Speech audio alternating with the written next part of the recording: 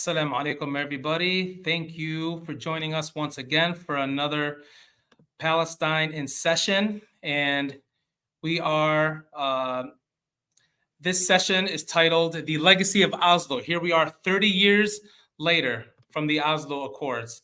My name is Khalil. I'm Education Coordinator with American Muslims for Palestine. So it has been 30 years since the official Rabin-Arafat handshake at the White House lawn, with President Clinton between them, alongside approximately 3,000 or so witnesses, signaling the beginning of the so-called peace process. And here we are on this 30th anniversary of the Oslo Accords, and Palestinians throughout historic Palestine and beyond are still denied their basic fundamental rights guaranteed under international law. The last 30 years have been representative of an Israeli annexation process, as opposed to what is called a peace process. Since the Oslo Accords, settlements expanded, Palestinian territory was further divided, the Palestinian population more fragmented, the pillaging of Palestinian natural resources ferociously increased, and Israel's occupation became more entrenched. And Palestinians are still without self-determination and national sovereignty and continue to endure Zionist violence. The settler colonial project and the apartheid regime lives on 30 years later, and Palestinians are now 30 years removed from a process that the world thought would bring about peace, but instead, Palestinians have experienced more injustice. This webinar will reflect on these 30 years and how we can move forward from here. And I am so honored to have with us such a wonderful panel to discuss this very important topic. And I'll introduce each, and then we will go from there. We have with us Phyllis Bennis, who directs the New Internationalism Project at the Institute for Policy Studies, focusing on Middle East, U.S. wars, and UN issues. She's also international advisor for the Jewish Voice for Peace and a fellow of the Transnational Institute in Amsterdam. She has served as an informal advisor to several top UN officials and Middle East issues, and has written several books, one of which is a great primer, actually, on Israel-Palestine, titled Understanding the Palestinian-Israeli Conflict. We also have with us Mouin Rabbani. He's an independent analyst, commentator, and researcher specializing in Palestinian affairs, the Arab-Israeli conflict, and the contemporary Middle East. He has previously served as Principal Political Affairs Officer with the Office of the UN Special Envoy for Syria and Senior Middle East Analyst and Special Advisor on Israel-Palestine with the International Crisis Group. Rabbani is co-editor of Jadaliyya and contributing editor of Middle East Report. Lastly, we have Osamah Khalil, no relation, wonderful last name though, is a professor of history at Syracuse University's Maxwell School of Citizenship and Public Affairs. He's the author of A World of Enemies, America's Wars at Home and Abroad from Kennedy to Biden, which will be published by Harvard University Press in the spring of 2024. Can't wait for that. And America's Dream Palace, Middle East Expertise, and the Rise of the National Security State, and the editor of United States Relations with China and Iran Towards the Asian Century. He's currently writing a history of the Palestinian national movement. Thank you all for being here. I do want to say at the outset, I truncated all of your bios for the sake of time. There's a lot more that could be said for each and every one of you. Thank you all for being here. Dr. Osamah Khalil, I want to start with you. So you heard me mention about the infamous, or the famous or infamous, depending on your perspective, handshake at the White House lawn on September 13th, 1993, 30 years ago. What did that handshake represent? And what is the legacy what has been the legacy of Oslo 30 years later? You're on mute, Doctor. Okay. Thanks, Tarek. Thanks for organizing and hosting, and thanks to everyone at AMP for all the great work they do and for making this possible. So I think there's a tendency when we look at that now famous handshake on the White House lawn to think about the negotiations that immediately preceded it, these secret negotiations that were brokered by Norway, and those are important, but to think about the origins of the handshake and how we got there, and that can be traced back to the 1970s. And here, when we go back to the 70s, which is before many, I'm sure, in the audience were born, and it probably seems like ancient history, but it's really important that there are several intersecting trends. And the first was the PLO's recognition as the sole legitimate representative of the Palestinian people in 1974 by the UN and the Arab League. And this is really key because even though the PLO gets this, the United States does not recognize the PLO as the sole legitimate representative. But what we do see is once that recognition is achieved, that there's a steady consolidation of power within the organization by Yasser Arafat and the main political party, Fatah. And so there's a tendency by some analysts to suggest that Arafat's consolidation of power occurred after Oslo, but it was well before 1993. And you don't get Oslo without it. The second trend is the closer ties between the US and Israel. And that's such a key part of this story. And that occurs really from the mid 1970s up to the agreement and then becomes even stronger after the agreement. And here what we see is a series of agreements between the US and Israel that begins with President Ford in 1975 that the US will not speak to or recognize the PLO until it recognizes Israel's right to exist and accepts key UN resolutions related to the two-state solution. So keep in mind, a year after the PLO gets this major victory, the US signs a secret agreement with Israel that says, we're not going to talk to them until they recognize you first.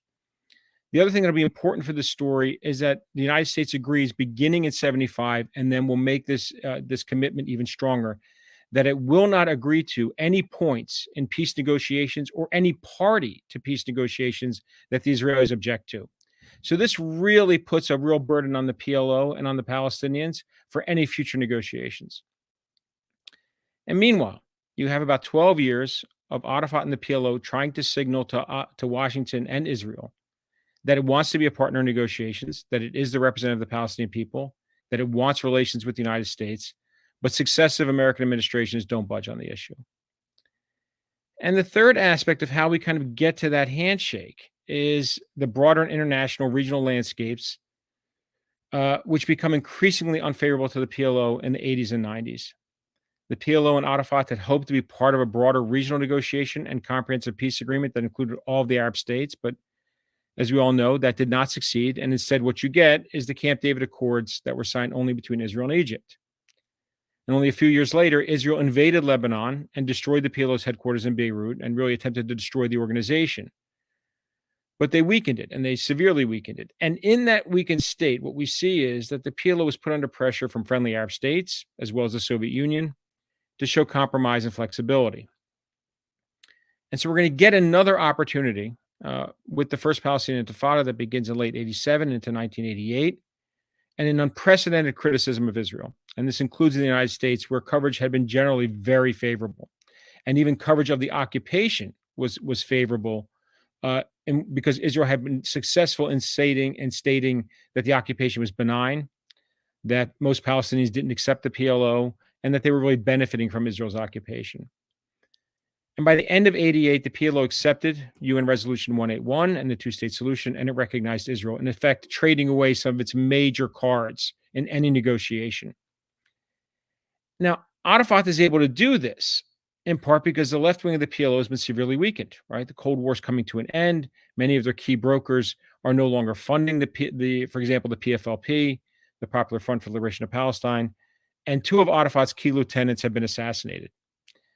He's also been able to consolidate power over the previous 6 to 10 years, especially over financing and, more importantly, decision-making. And so even though the Intifada, the first Intifada, brought a lot of sympathy towards the Palestinians, the PLO's international standing did not improve. And in fact, it weakened severely with the end of the Cold War and the first Persian Gulf War. So Oslo, in some respects, and those secret negotiations are a lifeline to Arafat and the PLO's external leadership.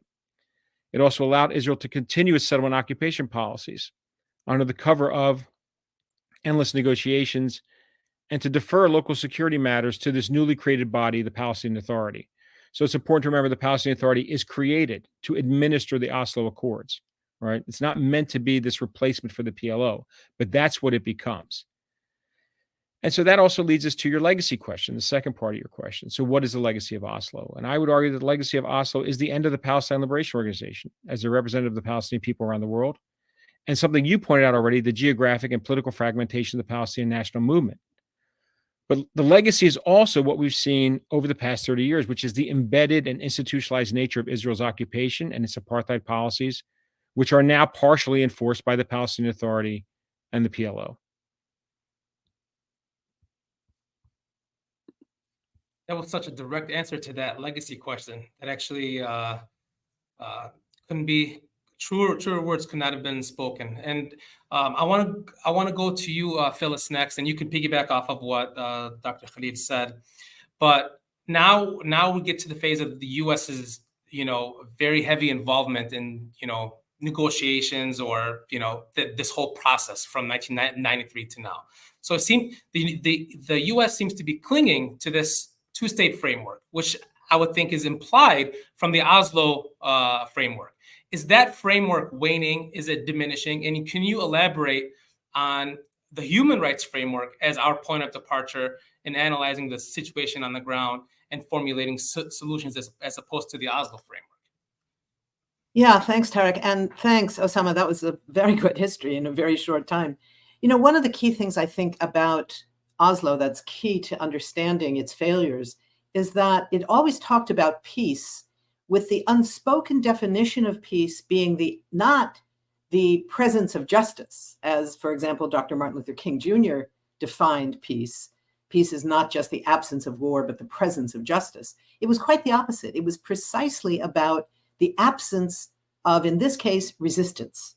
The absence of Palestinian resistance would be the definition of peace on an operative basis. So that was sort of inherent in the Oslo process, as it had been inherent in the earlier Madrid process, which was kind of the outside-in idea. You start with the US negotiating with Arab states, and they'll bring the Palestinians along. That didn't work, so they turned to the inside-out position. You start with negotiations with the Palestinians, they will bring the Arab states along. Neither of them turned out to work very well because justice was missing from all of them. Oslo didn't talk about two states explicitly. It didn't establish two states. It was based on the idea that Israel was going to control the land with small amounts of municipal kinds of authority granted to Palestinians living in some parts of the West Bank, Gaza, and occupied East Jerusalem. They wanted to make real this notion that all of Palestine was, in terms of Palestinian lives, a land without a people. That is, a land without Palestinian people. That was the goal. Concentrate the Palestinians in these small Bantustans, if you want to use that term, these small cities, small towns, and have Israeli control, full Israeli control over the vast majority of the territory of the West Bank. And initially in Gaza, later when the soldiers and settlers were redeployed, they were redeployed to the outside of Gaza. So it became a siege rather than a traditional occupation. But the occupation of Gaza, of course, remained. So what was talked about was not really two states, but two entities. Nobody had ever proposed, really, that what should come out of this would be two equal states where both had real sovereignty, for instance.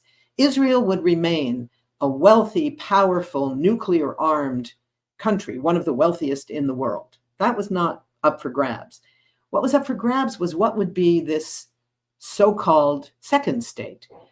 Nobody was ever proposing that it would have, for example, control of its own borders, control of its airspace, control of its waters, control of its coastal lines, control of its electrical grid. There would be no control domestically by Palestinians of any of that. All of that would be under Israeli control.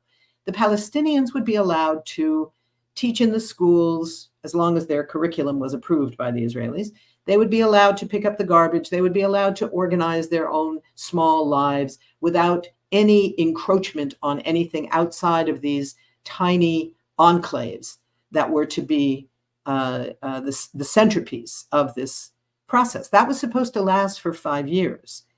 And the Palestinian Authority, the PA, was established to make sure that Israeli security was never put at risk by this new process. So the PA's job was really not even about this modicum of municipal authority. It was actually to be responsible for maintaining security for Israelis. And to do that, they divided the land into the A, B, and C territories. Area A, the cities and towns, a tiny percentage, about 18% of the land, but the majority of the population of Palestinians in the West Bank. Area B, about 20%, a small population, where Israelis would officially have security control, but the Palestinians would have some kind of political influence. And Area C, the vast majority of the territory, over 60%, where Israel would have full control. No, not even any illusion of Palestinian authority there. And in that context, the US interest in a two-state solution, it later became two-state solution with swaps. You had to say it kind of all one word. It didn't have anything to do with the actual understanding of what is a state. What does a state mean in terms of national self-determination? That was not on the agenda. The US interest was in maintaining Israeli power and its relationship with Israel, regional stability, and oil. Those were the considerations. Palestinian rights were just not, and remain not, on the US agenda. So for the US, the goal was, what does Israel want to do about the Palestinians? If Israelis had said, we think the best way is to have one state where everybody's equal, the US would have said, great, good, go gesundheit, as my Yiddish-speaking grandmother would say, go in good health, do that. The US wasn't concerned about what the form was. It's not like the US had some independent commitment to a two-state solution. The US had a commitment to Israel, and that's how it played out. So in that context, human rights played no role in the Oslo process. There was the illusion that was put forward that these are two entities as if they were debating a disputed border, as if this was Peru and Ecuador debating a disputed border, as opposed to an occupying power and an occupied population. That was never acknowledged in how the US organized the Oslo process once the secret Norwegian-backed negotiations had succeeded. Once you had that signing on the White House lawn, I always thought that famous picture of Clinton with his arms around each of the other two, it was like the emperor with his two vassal kings kind of pushing them together. Shake hands, you guys. Shake hands, damn it. I need you to shake hands. There was really that look about it. This was not about the peace of the brave. This was not about equals coming together. And in that context, the US was and remains in control. So that's kind of the absence of human rights in that context. The question now, in terms of the role of the US, it remains the central power in how all of these debates go forward. And that's not only because it pays Israel 20% of its military budget, $3.8 billion a year of our tax money. That's a huge part of it. But it also provides complete protection of Israel at the United Nations to make sure that virtually no Security Council resolutions critical of Israel are passed. And once in a while, if there's an exception to that, the resolution has been so weakened that it will have no enforcement. And that countries, even in the General Assembly that has no veto, still are affected by the threat that the United States brings to bear. We will cut your aid. We will stop supporting you in X committee. All of those things play a role.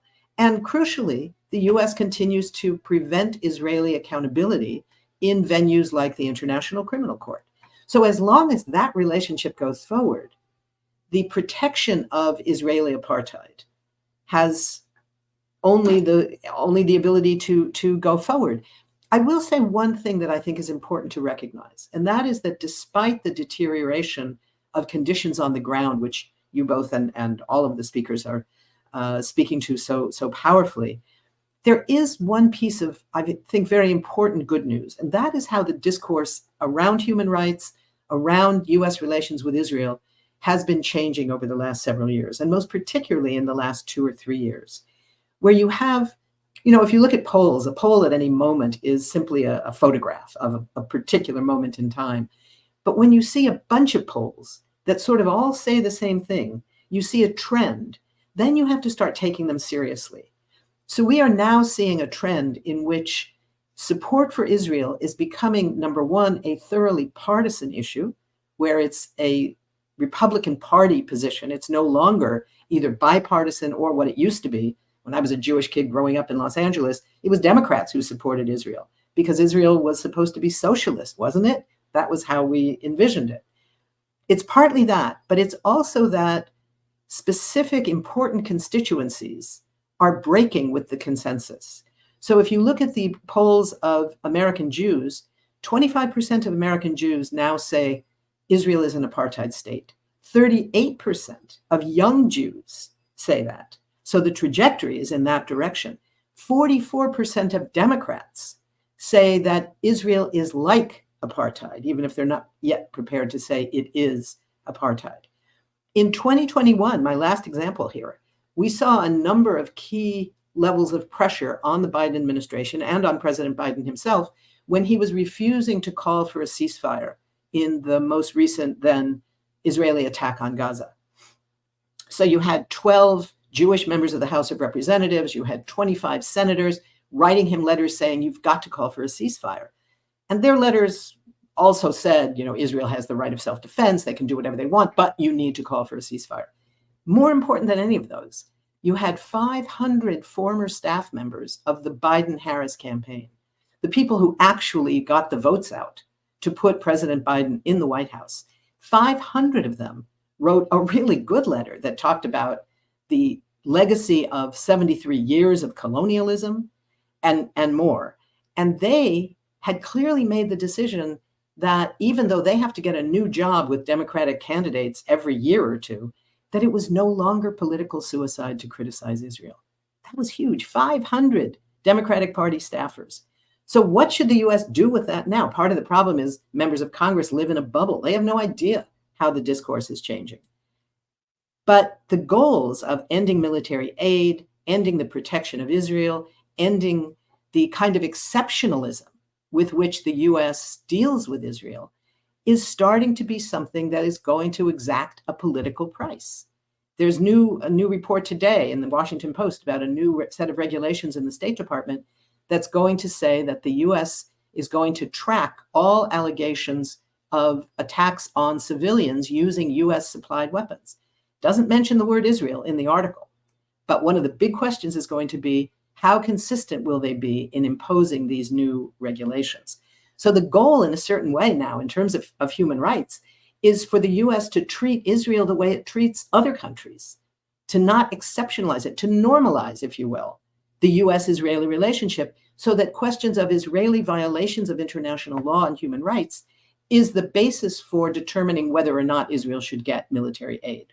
And because we know what Israel's actual history is in human rights violations, we know that the answer to that should be to stop the aid. So I think that's, in some ways, an odd way of thinking about the legacy of Oslo. 30 years later, we're now seeing a change of public opinion here that we never saw during the Oslo period, during the first Intifada, during the second Intifada, during Madrid, but we're seeing it now, 30 years later. Thank you so much to both of you so far. It's an amazing historical lesson and amazing assessment of the U.S. role. And before we get to Mouin, it's disheartening. It's encouraging to see the discourse change. It's still disheartening to see the policy not catching up with that discourse. So the policy is still lagging way behind that discourse. So we still have a lot of work to do. I want to get straight to Mouin, and I know this is something that both speakers have touched on already, but if you can expand on it and also comment on what the speakers have said, if you so wish. But before I get to the question, there's a famous quote that I almost put to memory, but I had to double check it. It was by Edward Said, who called the Oslo Agreement, and this is just recently, or right after the Oslo Agreement was signed, specifically the Declaration of Principles in 1993, called it an instrument of Palestinian surrender, a Palestinian Versailles. And he was a visionary figure. I mean, he saw it coming. So what has been the role of the Palestinian leadership? And Dr. Khalil touched on this as well in the context of Oslo. How does this impact the legacy of the Palestinian leadership? Should we care about that? Please. Thank you, Tariq. Thank you to AMP for the invitation to be with you today. And I very much also enjoyed listening to the interventions of Osamah and Phyllis. Yes, you're correct what you said about Edward Said, who passed away 20 years ago this month. And the interesting thing, of course, is that he uttered these statements and then described the new Palestinian Authority as a Palestinian Vichy, as you said, immediately after the ratification of the Oslo agreements. And it's worth remembering that at that stage, Edward Said was someone who not only until that point remained a proponent of a two-state settlement, but had also supported Palestinian participation in the 1991 Madrid Middle East Peace Conference and the subsequent Washington negotiations between the Palestinians and the Israelis. So his comments about Oslo were not out of a principled rejection of any Israeli-Palestinian peace agreement, but rather his accurate and correct determination that Oslo would not result in Israeli-Palestinian peace, but rather in the permanent consolidation of Israeli rule over the Palestinian people. Now, returning to your question, I would say there are three main legacies. To get to the first, the leading Palestinian sociologist, Salim Tamari, in the 1980s, wrote an article about the village leagues, which was an Israeli attempt to establish a collaborationist Palestinian militia in the occupied territories. The article was entitled Israel's Search for a Native Pillar. And in that article, Tamari notes that almost uniquely in colonial history, Israel had completely failed to establish a surrogate Palestinian collaborationist agency. There was no Palestinian equivalent to the South Lebanon Army, to the Army of the Republic of Vietnam, to the Harkis in Algeria, or what have you. And I think the most important legacy of Oslo in terms of Palestinian leadership was that the Palestinian national movement, or at least those sections of it that entered the Oslo Accords, became a surrogate of the Israeli occupation, became a subcontractor of the Israeli occupation, and became a partner in the consolidation of Greater Israel over the past 30 years. Of course, that is not how the Palestinian leadership conceived of it in 1993, but that is exactly how it progressed over the past 3 decades. And I think we can today say with voluminous evidence and great confidence that the Palestinian Authority, as it exists today, is primarily a local extension of the Israeli state and Israeli policy towards the Palestinians, rather than a representative of the Palestinian people, representing their aspirations, their national aspirations in confrontation with Israel. And again, given this background that Salim Tamari had described in the 1980s, that is a very thoroughgoing transformation. The second legacy I would point to is the fragmentation of the Palestinian people, particularly their institutional and also territorial fragmentation. Of course, Israel played a central role in this, but I want to focus on the role of the Palestinian leadership. And here it's worth recalling that throughout the 1970s and the 1980s, the Palestinians were effectively a unified people joined together politically under the rubric of a single organization, the Palestine Liberation Organization. Palestine Liberation Organization was, of course, an agglomeration of various factions, Fatah, the PFLP, the DFLP, and so on. And, there were some smaller organizations that operated outside it. But there was a unified framework. There was a unified leadership. There were unified institutions that were seen as Osamah referred to it, the sole legitimate representative of the Palestinian people by the overwhelming majority of Palestinians. Now, it's true that in the years immediately prior to Oslo, that began to fray somewhat because you had the rise of the Islamist movement, Islamic Jihad, and later Hamas outside the framework of the PLO, and you'd had a significant schism within the PLO in the 1980s. But that notwithstanding, that institutional structure had survived. And what you had after Oslo was that the PLO established the Palestinian Authority, I believe, as Phyllis said, as a subordinate administrative agency with a clearly defined territorial mandate within those parts of the occupied territories from which Israeli forces would redeploy. And now you have a situation where the PLO has effectively become an ancillary bureau of the Palestinian Authority. So you have this institutional fragmentation between the PA and the PLO, between the factions that formerly comprised the PLO. Of course, you now have the schism between the Fatah-led Palestinian Authority in the West Bank and Gaza Strip, which is ruled by Hamas. And, you know, people often conflate the Fatah movement and the PA. I think that was probably an accurate description of reality for much of the 1990s, but today is no longer the case.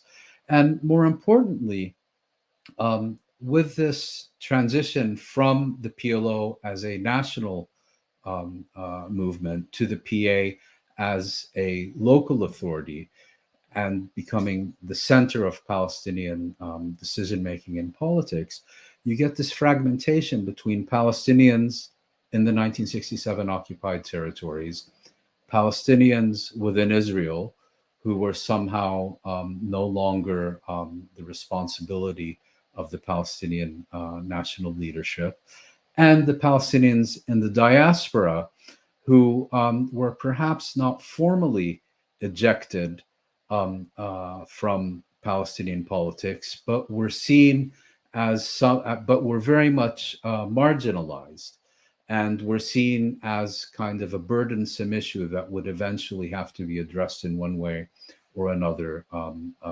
later. And on top of that, you then, of course, had the schism between Fatah and Hamas. And that brings me to my third point about the legacy, which is the thoroughgoing disintegration of the Palestinian national movement over the past 3 decades. Yes, you still have Fatah existing officially, let's say, but it's in an advanced state of disintegration, a shadow of its former self. The other movements that used to form the PLO have been very significantly weakened, often riven by internal divisions as well. You have a situation now where the West Bank Palestinian Authority, for example, during the first Israeli major assault on the Gaza Strip in 2008, 2009, was actually relying on Israel to eject Hamas from power in the Gaza Strip in order to restore its own rule over the Gaza Strip.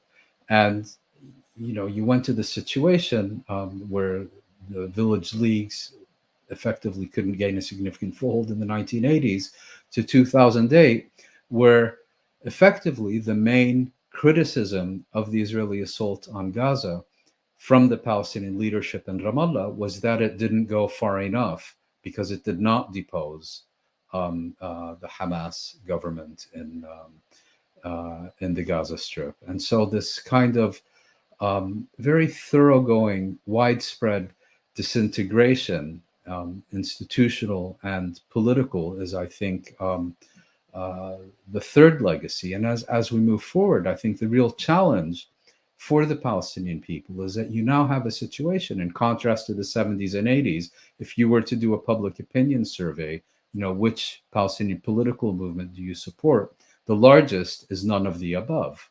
And that's, I think, that's a real crisis that will also need to be addressed and overcome. Thank you so much to all of the speakers for this wonderful knowledge. I may have to go back and rehear some of this because there's a lot of information there that I didn't know. But I just a couple of quick comments. I understand that there is a distinction between the PLO and PA, but I get the confusion that people have sometimes about making the distinction. I mean, you ask the following questions: Who's the chairman of the PLO? Abu Mazen. Who's the leader of the largest faction of the PLO? Abu Mazen. Who's the president of the PA? Abu Mazen. So it's how do you make the distinction? Okay, so just leaving that. Go ahead, Dr. Khalil, did you want to comment on that real quick? Yeah, he also has another title, which is he's president of the state of Palestine. So he actually has 4 titles. So you can keep going, right? It never ends, right? Exactly. So and it's interesting that we're here 30 years later, and we always talk about the Oslo process. One thing I did want to talk about, and I want to give this question to you, Dr. Khalil, is that the Oslo text is a crucial point of discussion here. The so-called final status or core issues were left for future negotiations. It was supposed to be 5 years later. Then eventually it was about 7 years at Camp David in 2000. But I mean, the issues of settlements, refugees, water rights, borders, all of that was, no, we're going to leave all the important stuff till the end.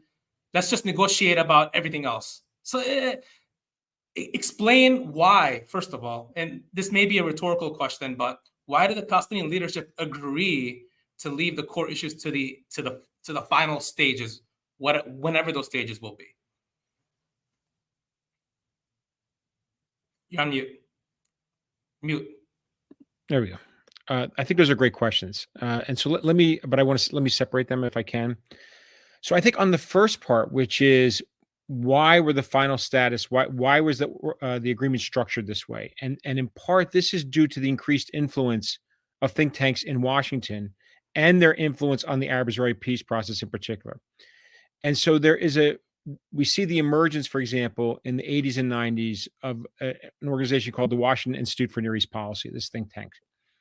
And so at an institutional level, the Washington Institute was founded as the research arm of the American Israel Public Affairs Committee, right? AIPAC, the well-known pro-Israel lobby group.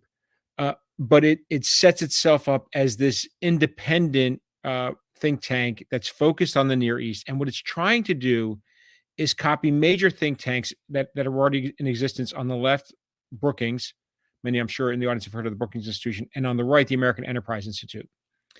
And what the Washington Institute's goal was to be bipartisan and focus not so much on we're going to work for a Democratic administration or Republican administration. We'll work for both.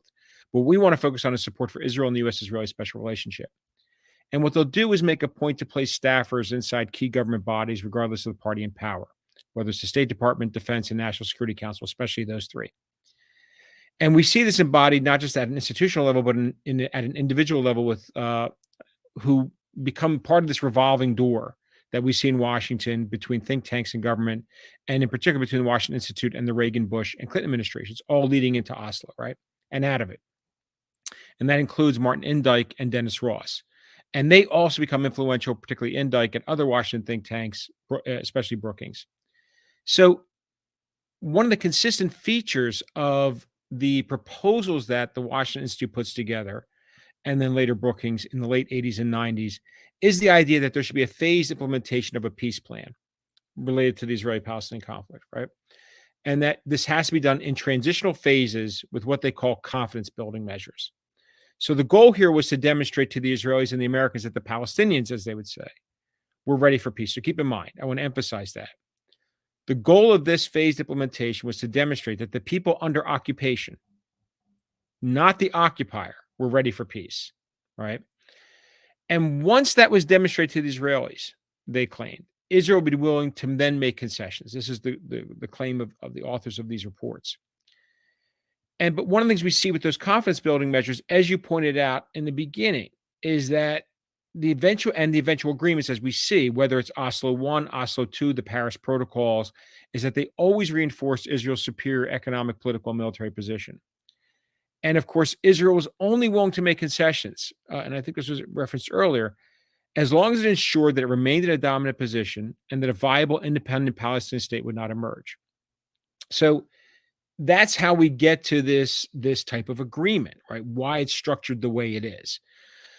So why did the PLO accept this? Well, it's important to remember that the PLO was a weak non-state actor, and they often faced a range of very bad choices, and they tried to find the best bad option effectively. And in 1993, Arafat and the PLO faced very unfavorable international and regional landscapes. The Cold War was over. The First Persian Gulf War served to diminish Arafat's support with key Arab countries. The First Palestinian Intifada was flagging. The Madrid Peace Conference, sponsored by the U.S. and the first Bush administration, excluded the PLO in name, but not in reality. And as I mentioned earlier, there's a new Clinton administration which had even closer ties to Israel than the Bush administration replaced. And you're starting to see the emergence of Hamas, on the right to the PLO, of an Islamic resistance movement, particularly based within Gaza and the West Bank. So Arafat and the external leadership risk being replaced or becoming irrelevant or eliminated. And as I mentioned earlier, he'd been signaling since 76 that he was willing to accept far less than the PLO's maximum demands of a single democratic state in all of historic Palestine. That's the standard stance of the PLO, right, dating to the 70s. Or even a little later, a state in the West Bank and Gaza, the quote-unquote two-state solution. So he's willing to accept even less than that, and that's been hinted, and more than hinted, suggested to Washington. Now, in a previous webinar, I mentioned, and we discussed some of the rifts within Washington over recognizing the PLO. So it's important to remember that even though there were some in different administrations that advocated for recognizing the PLO, and this was often to satisfy Arab countries like Egypt, Algeria, or Saudi Arabia, there's an even a greater amount of resistance and hostility toward it. And one of the claims that was often repeated was that the Palestinians never miss an opportunity to miss an opportunity, or that the Palestinians, especially Arafat, could not be trusted. Arafat, they would say, says one thing in Arabic and another in English. They would also claim, as I mentioned earlier, Palestinians did not want the PLO, were not members of the PLO, that the occupation was benign, and don't listen to these troublemakers and thugs and terrorists. And this was actual language you would hear, whether it was, Benjamin Netanyahu would say it, you would hear it often on U.S. media, and then often repeated. For example, Secretary of State George Shultz would make these claims, including at, for example, a conference held by the Washington Institute. Okay, so Arafat and the PLO's external leadership were very sensitive to these claims, especially by 1993, and they're under pressure from the Arab states. And they were also aware that their hold on the national movement was at risk. So despite the agreement's many flaws, which were obvious to see, as you mentioned, as Edward Said and others immediately did, Arafat and the PLO accepted the offer because it was effectively that or nothing. And, the belief that he would again be blamed for missing an opportunity for peace. Now, what would have happened had he not accepted? I mean, you could assume that the U.S. and Israel, I think to the point about the village leagues, would have tried to replace him with a new representative from the occupied territories. And what's interesting here is this was also one of the Washington Institute's recommendations, as well as the phased implementation of an agreement. But I also want to emphasize again that you don't get the PLO accepting Oslo and all of its limitations unless Arafat had been able to consolidate power within the organization. And we can see this not just in the Madrid negotiations, but also in some of the internal communications we have from the Israeli side during the secret negotiations that led to Oslo, where they're talking to Palestinian interlocutors who are telling them it's really up to Abu Ammar. And on that, and so what we see is as it's implemented, and this picks up on some of the earlier points, the security aspect is really important here. Why? As I mentioned, Israel was there was unprecedented criticism of Israel because of the First Intifada and its policies, the break the bones policy, the shoot to kill policy, at one point expelling Palestinians, particularly those from Hamas.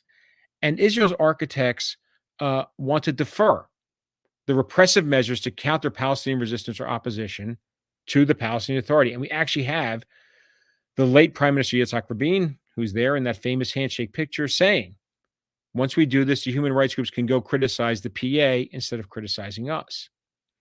and to build on. And so part of that's going to then be demonstrated in the creation of these various security branches that are created under Oslo, right? The single largest expenditure in the Palestinian Authority's budget is for Palestinian security. And to be clear, that's for Palestinian security services. That is, those security services have two goals. One is to maintain Israel's security through security collaboration and to maintain the security of the PA leadership. Otherwise, how else do you enforce an unpopular agreement and policies?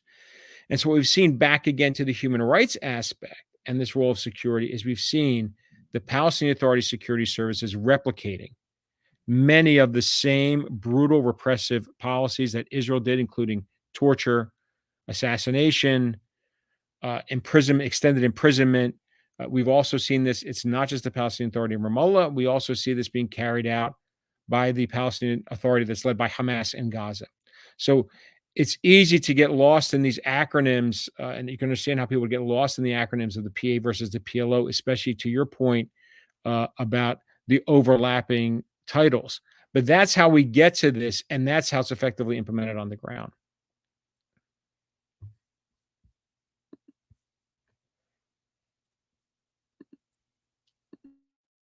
Go ahead, Phyllis. Did you want to jump in?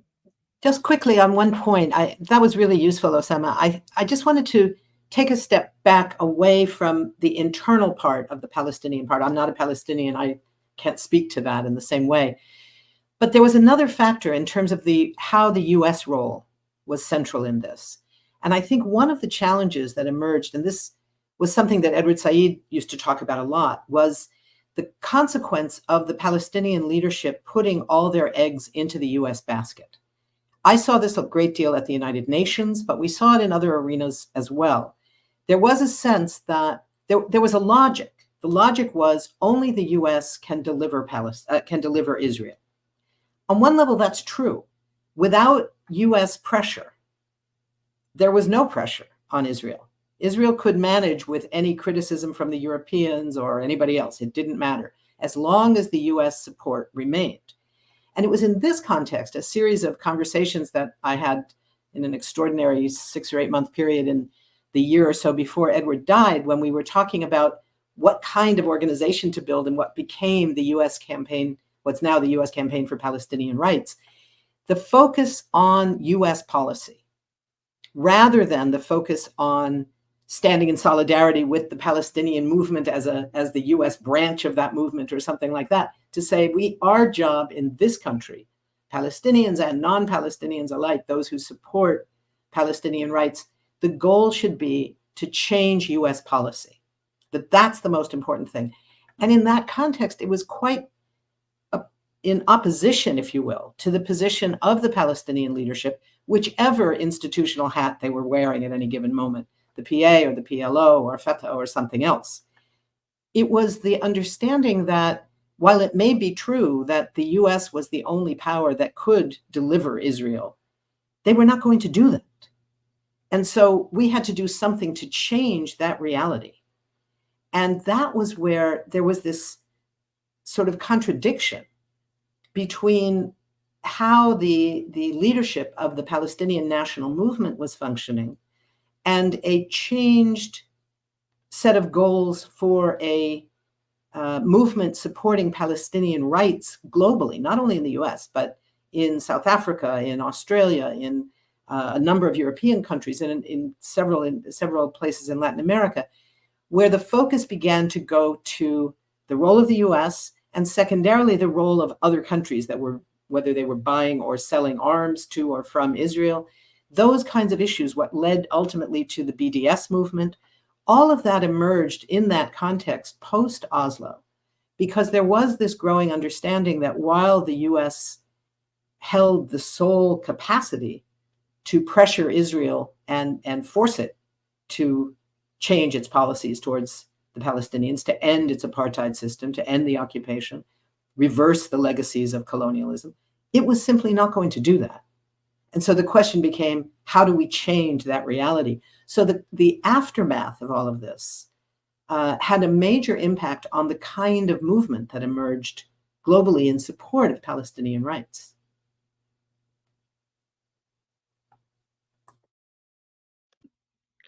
So I just want to add a point, which is, that does not come in a vacuum, right?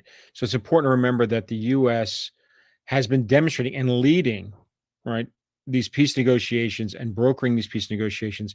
What the Palestinian leadership, the PLO, is looking at is, of course, Camp David and the full withdrawal from the Sinai Peninsula, right?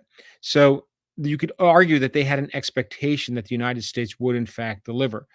There's a big difference between Egypt as the largest and most popular, largest Arab state with the biggest army, them coming over to the U.S. side and a weak non-state actor like the PLO. There's also an issue about how Israel refusing, quite frankly, to accept a Palestinian state.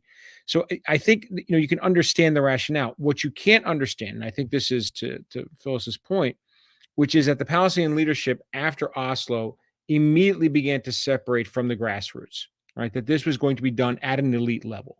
They no longer wanted grassroots organizing. They no longer even wanted to invest in grassroots organizing. And they no longer wanted to benefit from grassroots organizing. And in fact, they were going to dictate. So this also tells us that, again, that part about the consolidation of power, and you will see this repeated again and again in the PLO leadership talking about having one authority, one voice, who's in charge. We're in charge. I would add the final point that, much of this also gets when we talk about the idea of the confidence building measures and the idea of the PA as a nucleus for the creation of a Palestinian state. You would hear this often from the PA's leaders or the chief negotiator, that we have to do this to demonstrate to the Americans, to the Israelis, that we can be responsible. So much of what's I think disturbing as a historian, that when you read these documents, you read these claims, is how much they had been, how sensitive they were to the what was being said about them by the United States and by Israel, and how much they felt they had to appease, right, the occupier and appease the United States in order to have a seat at the table. Otherwise, they would be discarded. A lot of wonderful information here, and I want to finish with Mouin, but I just want to make one quick point. A contractor's work is much easier when the subcontractor is healthy. So there's a lot of common sense involved with why things are playing out the way that they're playing out. Mouin, real quick, if I can, just real quick, please. Tonic, on that point, keep in mind, one of the things the Palestinian Authority has allowed Israel to do is not just serving as a subcontractor.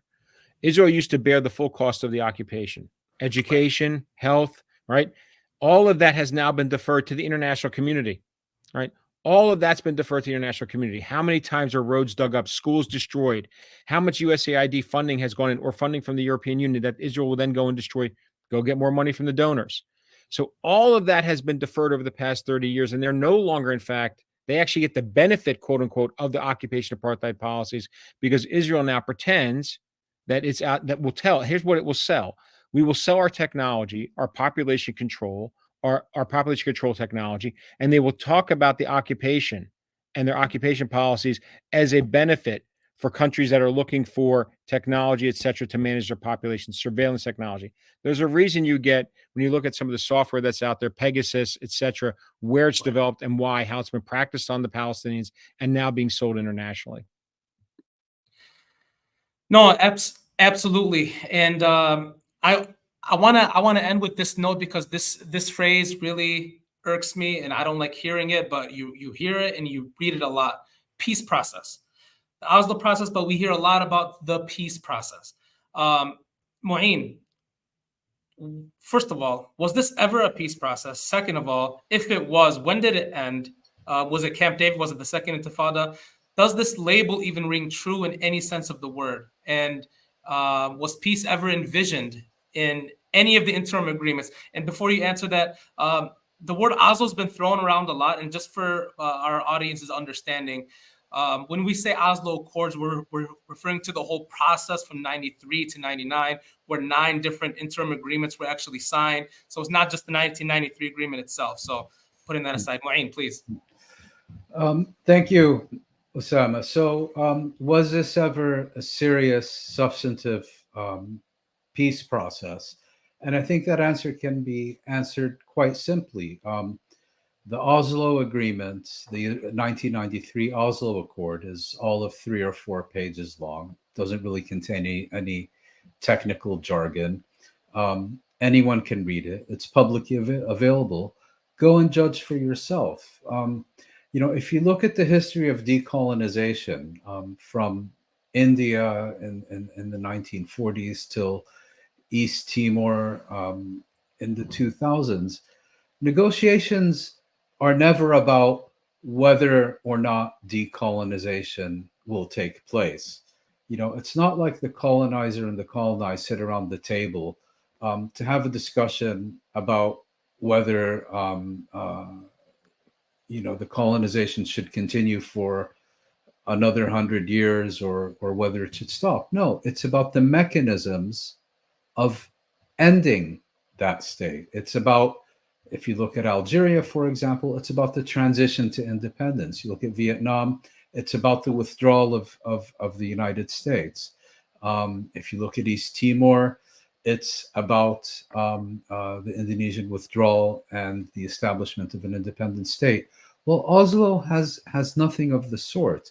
If you look at the Oslo Agreement, as one of my fellow speakers said earlier, doesn't include the term self-determination, doesn't include the term statehood, doesn't include the word withdrawal, rather it refers to redeployment. Most importantly, it doesn't even include the term occupation. And secondly, what does it say about the permanent, so-called permanent status? I think the issues that Phyllis mentioned. Well, it only says that these will be negotiated at the conclusion of the interim phase. You might say, well, that's a fair point, because it references United Nations Security Council resolutions 242 and 338 as the framework for these negotiations. Now, putting to the side for a moment that these resolutions don't mention the Palestinians and refer to them only as a humanitarian issue, as a refugee question. The more fundamental problem about 242 and 338 in the context of the Oslo Agreement is that there's no agreed definition on what they mean. Just to recap, these two United Nations Security Council resolutions form the basis of the international consensus that peace in the Middle East should be achieved on the basis of an Israeli withdrawal from those territories occupied in 1967 in exchange for the right of every state to live within peaceful and secure borders, basically meaning mutual recognition between Israel and the Arab states. And later it came to include the establishment of a Palestinian state within the West Bank and the Gaza Strip in East Jerusalem as its capital, plus a just resolution of the refugee question. But the point here is that the entire world, including the Palestinians, has a clear definition of 242 and 338, which is that Israel must withdraw from all territories occupied in 1967.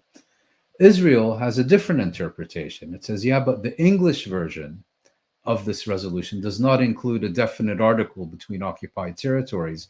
Therefore, we're not obliged to withdraw from all the occupied territories. And more importantly, in the context of the Egyptian-Israeli peace treaty of 1979, we've already withdrawn from 90% of the territories we've occupied in 1967. So Israel is going into these negotiations claiming it has already fulfilled the terms of 242 and 338. And more importantly, Oslo completely eliminates international law and international legitimacy, so to speak, as a framework for resolving these disputes. And this had the effect of transforming the West Bank and Gaza Strip in East Jerusalem in the context of these negotiations from occupied territory to disputed territory in which Israeli claims and Palestinian rights have equal status and validity. So there was simply no way that this could ever have been a serious peace process.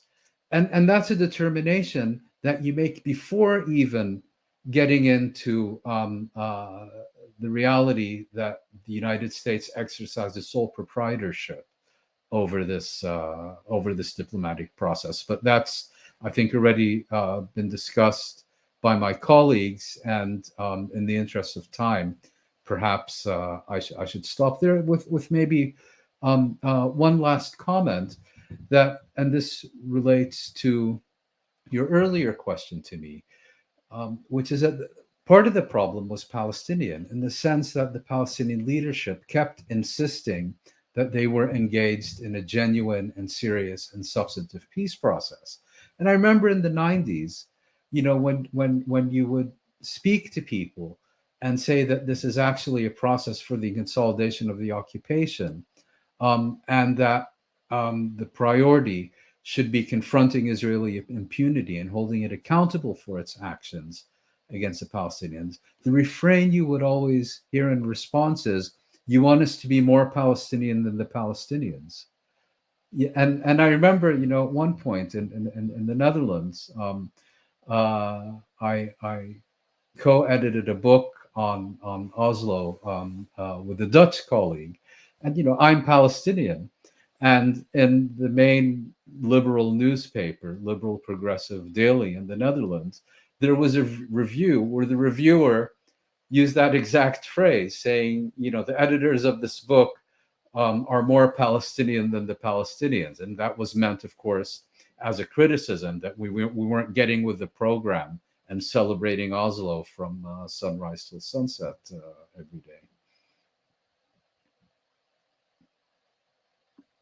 If I could quickly, Tarek, I just want to mention, when we think about the term peace process, this takes us back to my earlier point about going and looking at the American role here and the predominant influence U.S. had on what was then the peace process, to Mouin's point about 242 and 338, the focus on the Arab states.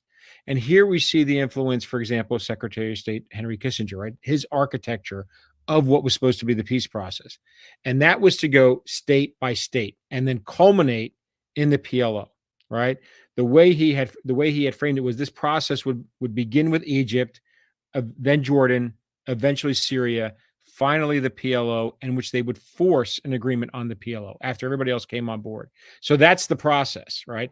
That's effectively, but once they got Camp David, once they got Egypt off the line, then Israel was allowed to refocus on eliminating the PLO, which it tried to do in 82, and it had the support of the Reagan administration. I just want to add one last point, which is the Land for Peace agreement, the Land for Peace understanding, is abandoned in the 90s by the Likud party. This is Benjamin Netanyahu's contribution here to Oslo, right? Which is to kill it. And this was the idea that no longer will Israel go for land for peace, it's peace for peace, right? We made the big sacrifice to the point about Sinai. We've kept the Golan Heights, so we're going to enforce an agreement on Syria, and we have peace with Jordan, and we didn't have to give them anything. We didn't have to give them Jerusalem. We didn't have to give them anything.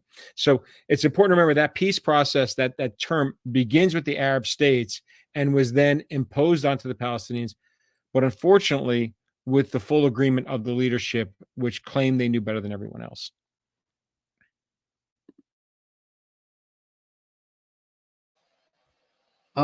Thank you. Just very briefly, because there's just an additional element in response to your question about a peace process. So you have these fundamental differences about every aspect of it. So then the final question becomes, well, okay, when you have differences, you have an arbitration mechanism. What was the arbitration mechanism in Oslo? Well, go back and read the agreement. Again, it's very short. It's written on the whole in plain English. The arbitration mechanism required the consent of both parties. So in other words, if you rob my house, I can't go to the police unless you agree. If I slander you, you can't go to court unless you get my authorization first. So that's why I think, and pardon my French, but Oslo did acquire the sobriquet peace process, and there was a reason for that.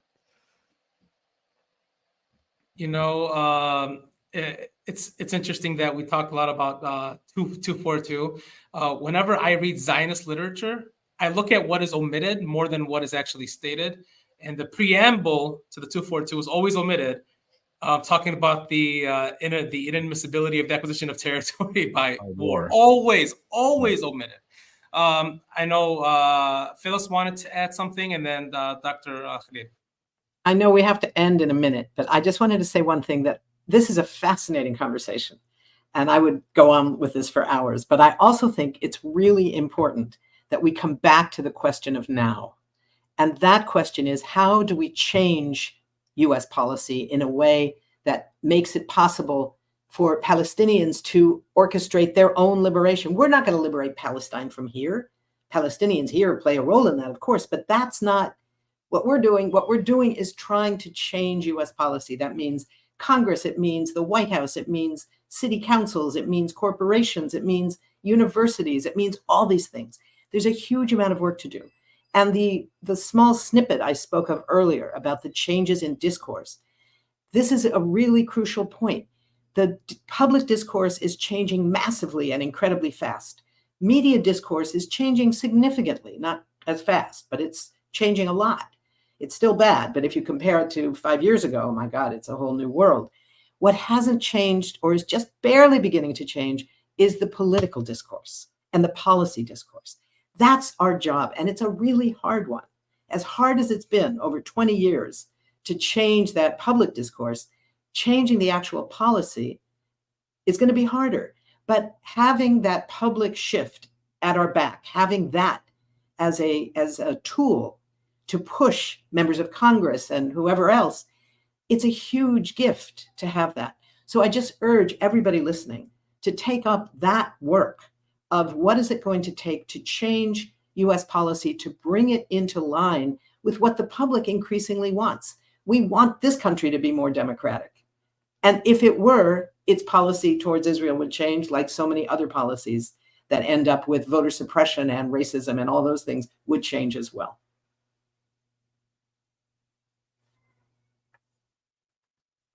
And I know there's a lot that we can still talk about. I want to thank our wonderful panel, our wonderful speakers, for giving us their insight, giving us their knowledge, sharing their wisdom with us. It's been such a pleasure. And Phyllis, thank you for ending on that note, because before we leave, I would like to remind our audience to join us next month in Washington, D.C. for AJP Action's 9th annual Advocacy Days. Our dedicated team is preparing once again to make our case within the halls of Congress. I can't stress enough the significance of collectively advocating for our cause and standing up against Israel's injustices. We will equip you with the necessary tools and resources to succeed on Palestine Advocacy Days and beyond. All you need to do is register today and join us on October 23rd and 24th. There it is on the screen right there, ajpaction.org. Again, that's ajpaction.org. Please sign up and join us. Once again, I want to thank our wonderful panel. Thank you for this awesome discussion, and I look forward to having more discussions with you in the future. Thank you. Thank you.